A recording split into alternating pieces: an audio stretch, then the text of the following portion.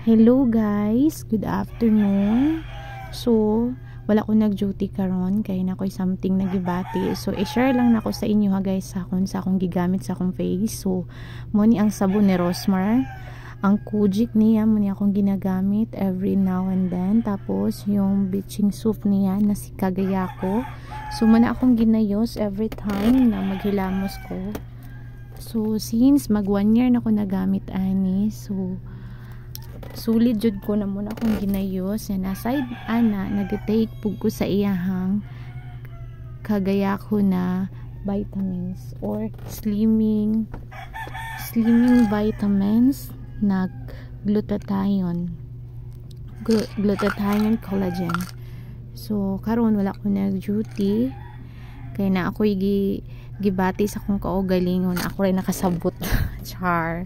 So karon ako magbalik og vlog kay hapit na kong human sa ako ang gikabisihan the past 1 month ago na wala na ako nag-update sa ako ang vlogging sa Facebook.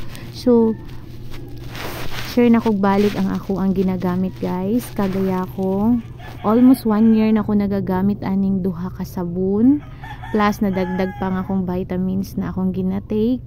Actually mag 2 months na siya na ako ginainom. So nindot siya effect para sa ako akay solid Rosmar user man gud ko.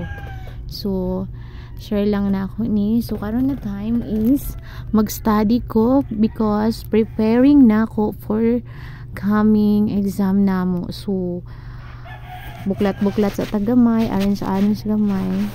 Tapos mag-memorize pa ko guys.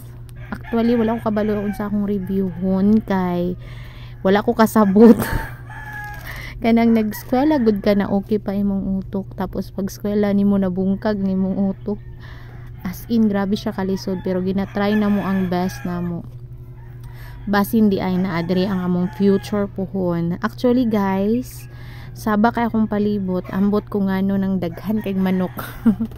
So guys, mo ni ang ako ang trabaho diri if ever wala ko duty. So nagsige na naman ako anig review, sige review. Og wala ko ka sabot sa akong gieskwilahan kay grabe ka lisod. So uban sa pag-ampo puhon basin di ay og makabot na ako akong mga pangandoy. And prayed kay basin puhon og mag-run sa Ginoo tas makapasar ko. So thankful pud ko kahit nag-inusara ako diri sa akong pagpuyo. And now karon so mag-study sa ako and mao lang ni akong i-share for today. And bye guys, see you for next vlog. Bye. Love.